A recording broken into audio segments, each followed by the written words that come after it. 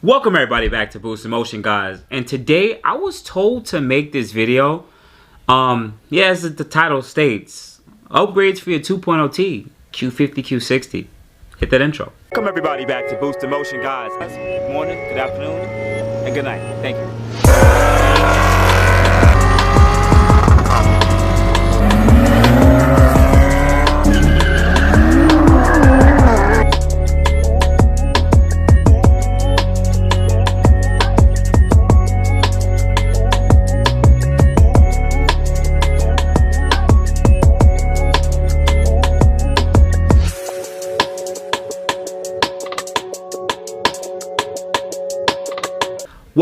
Welcome back everybody.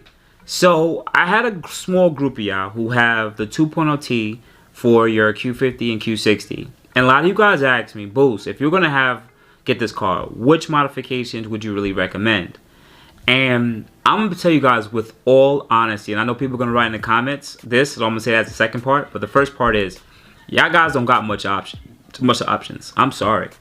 And the second option, some people are going to sit there and, well, comment below is going to sit there and say, trade your car and then get a 3.0T. They're going to tell you that. But most of you guys don't want to do that. So I'm going to talk about some of the things that I see online and my honest opinion. So, number one, I'm going to be honest. Yeah, I don't have anything. I can't find any downpipes for you guys. The reason why you want to get a downpipe is this allows the turbo, because you only have one, to spool up a little bit quicker, so you have quicker response and you could gain more PSI power, right? We'll talk about that stuff a little later. And I only found one or two options. One was some company on eBay. It was almost $1,000 for this downpipe, and that's a single pipe, and it's catless. Two, I see this some sketchy Alibaba thing that comes with a heat exchanger, which is a section of not a heat exchanger, front mount intercooler, which is the second modification I found. It seems that there's only 2 or 3 companies that make a front mount intercooler for you guys. The reason why you guys would want to upgrade your front mount intercooler is this allows the air that your boost that runs through the front mount intercooler, it's a lot larger, so it makes the air a lot more dense. When you make the air more dense, especially that you're turning the PSI up a lot more, this keeps it a lot cooler air charge, which means the car runs better and you can run more timing and pretty much gain more power. Alright, makes the system more efficient. Third thing I've noticed is you guys don't really have any exhaust options unless you probably order a CATBACK from overseas. Everything else I see in America, at least on stateside, is mainly CATBACKs. I mean, AXLEBACK, not really a full CATBACK or YPIPE system, because it is a single turbo, so the architecture of it isn't similar to like the 3.0Ts and the 3.7s. So the system is a little bit different. It's more designed that it doesn't have a YPIPE, but it does have the mid-pipe and AXLEBACK of the Q50 3.7 and 3.0T. So that's probably why you guys don't have much options there.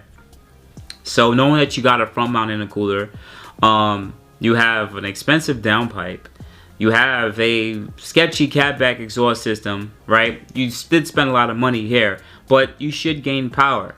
You have you also notice in there too, you also do have 1 or 2 companies that make a blow-off valve and or diverter valve system. This just allows you to release the excess boost pressure from when you let off the gas, so that you don't cause any issues with the turbos overspin themselves. Because it's so small. But lastly, when it comes to gaining power, which is probably the only option I would really tell you guys, rather than spend all this money on these modifications, you have 2 options. It seems that there's a couple companies stateside that can actually tune these cars. I don't know if they put it on an actual dyno itself or it's a remote tune or a bench tune. Briefly, remote tune is when pretty much you'll have a laptop and they'll do data logs on the street. You'll race the car in 3rd or 4th gear, send them some information back. They'll reflash the car and optimize the performance based on boost and other parameters of the car. Dyno Tune is when you go to a shop, they put it on rollers and they tune the car there. And bench testing, bench flash is when you send them the actual ECU, so you won't be able to drive the car, so they can optimize it and change it on the computers from then on, right? The gains that I'm seeing based on my research is from 30 to 50 horsepower increase. that is a different car. It will be a more fast responsive car, but it's nothing alarming fast like the 3.0Ts or even the 3.7s. You're gonna get dragged by 3.7, guys. I'm just being quite honest. Also, you can go with the Burger Tuning JB4, which is just a boost controller. It just ups the amount of boost that your turbo puts out, and it runs off the stock tuning. It's going to be probably close to probably right around where the tuned car would be, I would assume, but it probably won't perform as good in the sense of as much performance. That's another option. You guys can do that, especially, well, you guys, the car ain't a lease anymore, so most of you guys got this car as a pre-owned car. So if you do go choose with that option, it's pretty cool. You just plug it and set it, forget it. Once again, you're probably gaining between 30 and 50 horsepower there too, depending on fuel and elevation and maps and everything like that.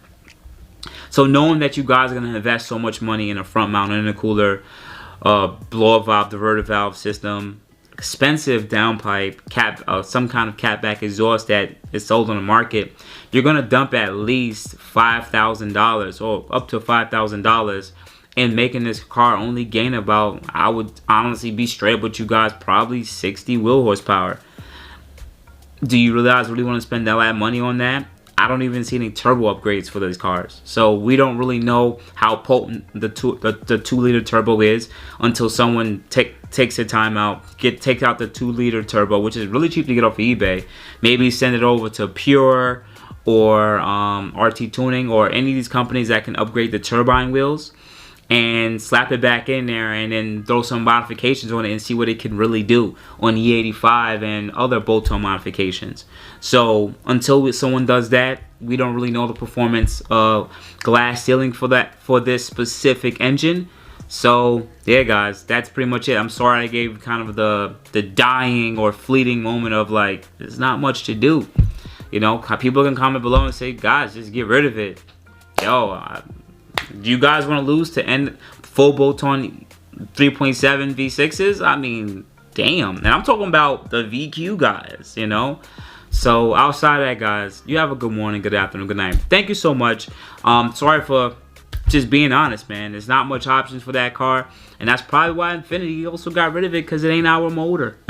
It's not our motor. It's a Mercedes motor. So you guys contact me at boostinmotion IG, Facebook, and boostinmotiondm.com. Although outside of that, guys, you have a good day. Appreciate your time.